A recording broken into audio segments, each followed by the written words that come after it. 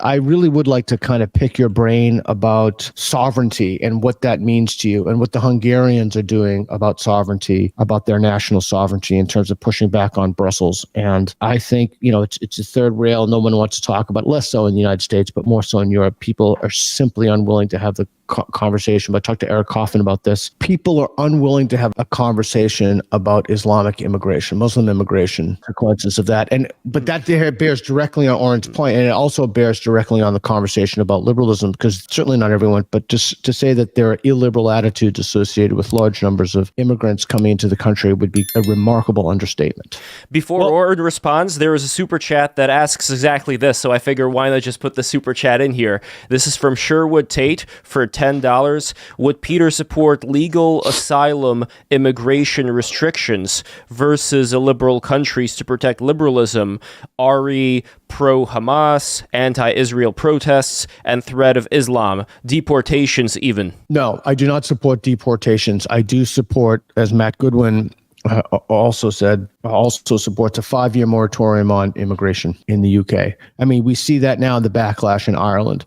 We're looking at that, and the second largest party in Sweden has actually talked about destroying some of the mosques. No, I'm adamantly opposed to any form of deportation, but I do think that sane immigration policies that limit. So a few years ago, there's a Kurdish economist who lives in Sweden, and again, I'm talking about stuff that's like way outside my area. So you have to forgive me if I don't have familiarity with all the names.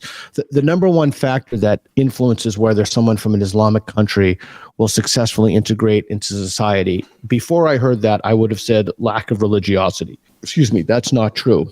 That's not accurate. It's whether they have a skill, and it's whether that skill can make the money. If you look at Sydney, at Australia, now they have their issues with Manus Island, et cetera. But if you look at Australia, that's an incredibly well-functioning society that takes a lot of, Asian immigrants who are highly skilled, highly successful physicians. The UK also takes a lot of people from India as their physicians and physicians' assistants.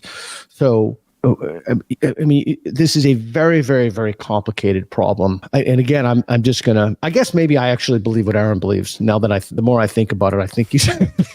Wait, but Auron, do you believe in deportation? Yeah. I mean, here's what's. Well, I guess I don't then.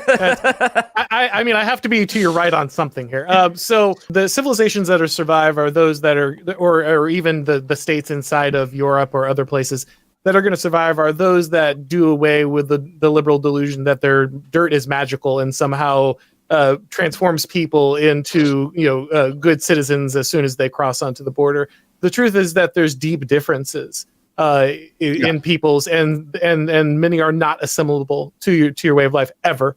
And you can hope you can go with kind of the, well, if they're economically productive, then maybe capitalism will dismantle their culture for me, and they'll deracinate them successfully, and that can work. You can get the Singapore model where you just remove democracy, and then you just have a high skill cap, and then you just kind of filter everything in that way. There are solutions and ways where you can select for these things, but the general idea that you can just allow anyone in your country, and eventually institutions or economics will simply separate them from their traditions and will kind of turn them into good citizens. That's just a civilizational death sentence. Many in Europe have already drank that Kool-Aid.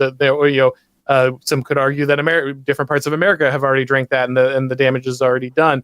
But I think the states that realize that shutting that off, shutting that flow of other cultures in, not buying into the lie that all people are assimilable and that they're universal traits that you can convert everyone into in your country, those are the ones that will survive.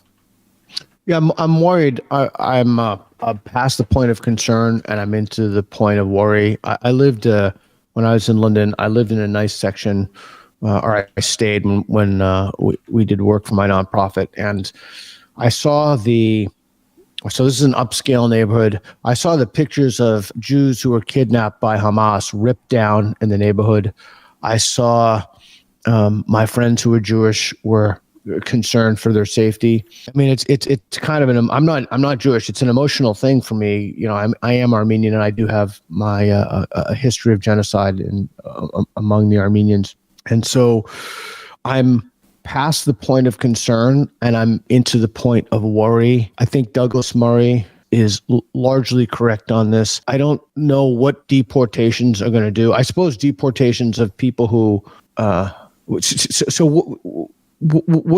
the argument for deportations? And I assume you're not like. What do you mean by that? Yeah, so that would, of course, be very contextual to different countries. So in the United States, the easiest form of this would be the people who are here illegally. Well, of course. Okay, okay. Well, right. No, I don't. No sane person is arguing that we can have any random person coming over who's a murderer, rapist, a pedophile. Lots of people are arguing that. Completely insane. Well, sane. That's the key word. Okay, Elon Musk just put out a tweet about that. Like, if you're hardworking and you have no history of violence, etc., and my friend Faisal Al-Mutar is the most American person I've ever met. He has ideas beyond borders. They translate Enlightenment text into Arabic, English text. The very idea that you would let people that you didn't vet into your country, it's not insane. It's fucking insane. So you could have murderers, rapists, pedophiles, anybody just coming in. That's just, I cannot fathom what the argument for that would be. It's when you have economic zones instead of nations, and that's what it is. Yeah, but you can still have and that's the argument for the increased immigration in Europe, right? The populations, it's not 2.2 being replaced, and so you need to replace them. But a few things. One response to that is, well, why would you take them for the same reason? Why don't you just go to Guatemala? I mean, why would you? I mean, it's completely insane to me. But bracketing that for a second, I cannot. Those economic arguments are for legal immigration. There is no, as far as I know, there's no good economic argument. I suppose you could make the argument that we need someone to pick our fruits or something, and so we need to just kind of, turn a blind eye to illegal immigration. But you still are faced with the same problem.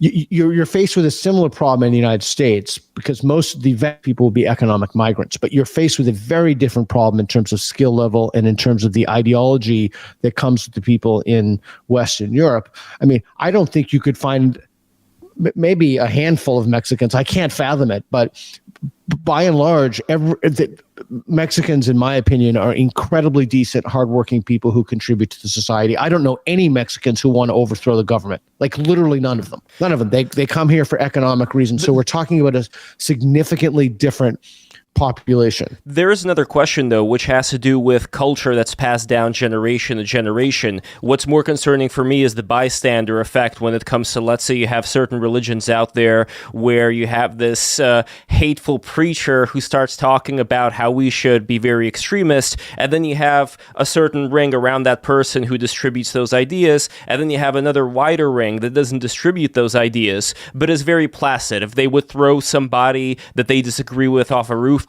for instance, a lot of those people would just stay put and not do anything because, like, okay, this is like more of the same, what they may have been used to or their ancestors may have been used to, and that was kind of passed on. And that's the real issue for me. It's not like, oh, this person is harmless. It's the question of, do people have certain antennas that pick up certain signals and then go with those signals? That's kind of the how issue illiberal here. of you. How desperately illiberal of you that there Not are at all. Not at all, because I'm judging by culture, not by race. By culture, not by race. But Auron, go on. I think that the immigration issue is an existential crisis for most of these nations. I think Peter's right to be very worried about it. I think that liberalism, James Burnham said that liberalism is the ideology of Western suicide because it hollows out any reason to prefer a particular way of life, a particular being, a particular culture, because of its desire to universalize. And there's really no reason why if universalism is true, there's no reason why it should not be applied to any particular, it should be able to be applied to any people's. You can't be particular against it. So that's Popper's 1945 paradox of tolerance, which is one of the, where he talks about paradox of tolerance, which is one of the most important, where he makes that argument, how tolerant should we be of the intolerant, etc.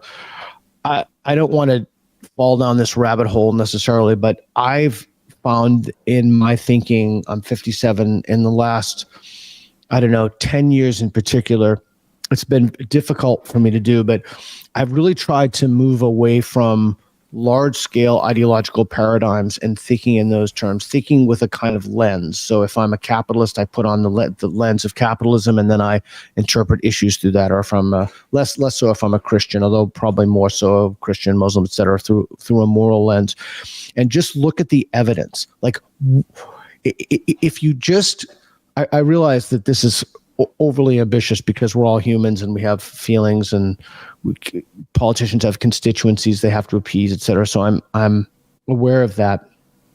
But if you just look at the evidence, I would argue to you, restricting immigration from certain countries is not a left wing or a right wing or a conservative value or a liberal value.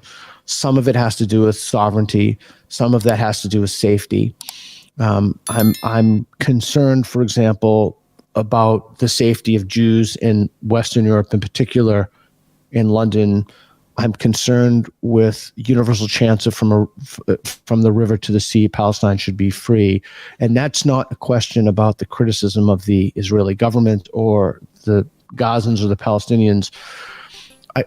As my friend Gad said that I'm fond of saying, and I talked to Toby Young about this in my conversation. If tomorrow the country of Vietnam became overwhelmed by genocidal Jew haters, like everybody, like you wave a wand and just magically tomorrow everybody in Vietnam wakes up and they want to just murder Jews, would it be rational for country X, I don't know, UK, United States, Canada, what have you, to limit immigration from Vietnam? Yeah, it would be. It would be. And so it is incredibly helpful in these conversations to get beyond thinking about this in terms of liberalism or conservatism, or even a kind of national sovereignty or cultural sovereignty, or even beyond that, a kind of linguistic hegemony or a linguistic presentation. There are well-documented instances of parallel court systems and legal systems being set up in Canada and in the UK. And independent of what one thinks about a tribal allegiance politically, this is a suicide for the country. You simply cannot set up a parallel legal architecture and attempt to adjudicate a dispute. And so I leave that to you. If I don't see how that would make me a conservative. I've been accused of that being a conservative position, but why would you want to import a bunch of people who want to kill other people into your country, or at least in terms of the high likelihood of them wanting to? That makes no sense to me at all.